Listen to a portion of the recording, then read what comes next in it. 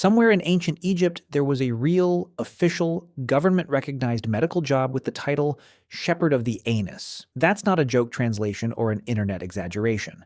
It's a genuine ancient Egyptian occupation, recorded on tomb inscriptions and in one of the oldest medical texts on Earth. Their entire job was managing the digestive health and specifically the gas of the pharaoh's royal bowels.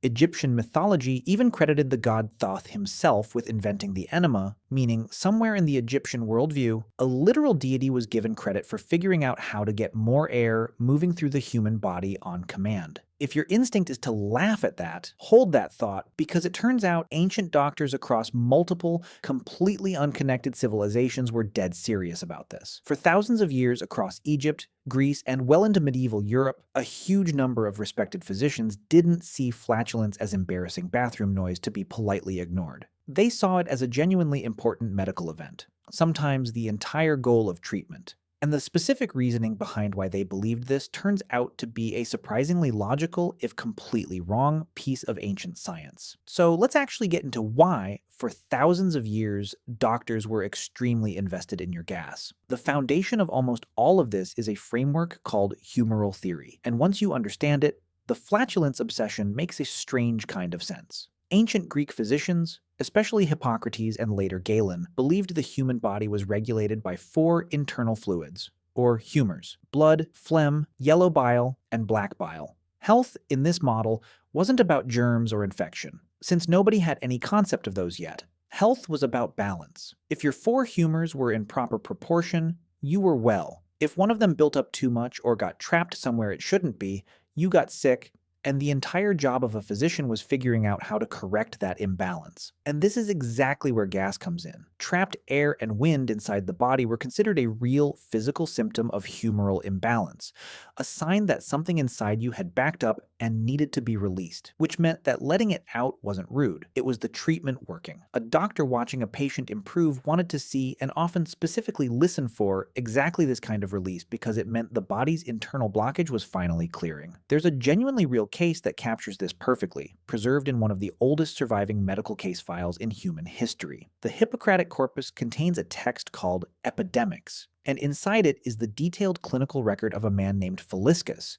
tracked day by day through what modern historians now believe was probably a case of malaria. His ancient physicians had no idea what malaria was, obviously, but they meticulously recorded his symptoms, his fever, his pulse, and at one point they administered a suppository specifically designed to help him pass a small amount of trapped gas. Not as some crude afterthought, as a deliberate, considered part of his treatment plan, recorded with the same seriousness as tracking his fever. This wasn't limited to Greece either. Ancient Egyptian medicine, recorded in a massive medical scroll called the Ebers Papyrus dating back roughly 3,500 years, contains hundreds of remedies, and a meaningful number of them are specifically dedicated to what the text calls the evacuation of the belly. Egyptian physicians clearly believed digestive blockages, including trapped wind, were a serious, treatable medical concern, important enough to warrant an entire specialized branch of the medical profession built around it. That's the origin of the shepherd of the anus in the first place. It wasn't a punishment posting or a joke title inside their own culture.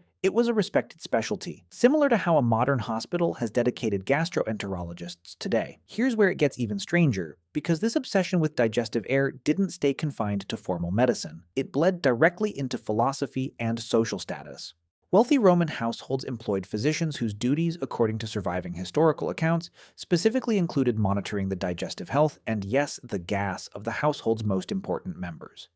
Being personally responsible for the smooth functioning of a powerful person's digestion was, bizarrely, viewed as a position of real trust and closeness to power, not an embarrassment. Centuries later, a strikingly similar arrangement existed in the English royal court, where a formal position literally called the Groom of the Stool existed specifically to assist the king with his bowel movements. And this job, as strange as it sounds today, was considered a position of genuine prestige, because it granted the holder near constant private access to the monarch, which in royal politics was an enormously valuable form of influence. Think about how strange that actually is. In multiple, completely separate civilizations, with no direct connection to one another, the ability to manage someone's digestive gas became tangled up with status, trust, and access to power. And there's a deeper reason all of this obsessive attention made a certain kind of sense to people at the time, beyond simple bathroom humor. Ancient and medieval physicians genuinely believed that trapped wind inside the body could cause serious, even life-threatening illness if it wasn't released.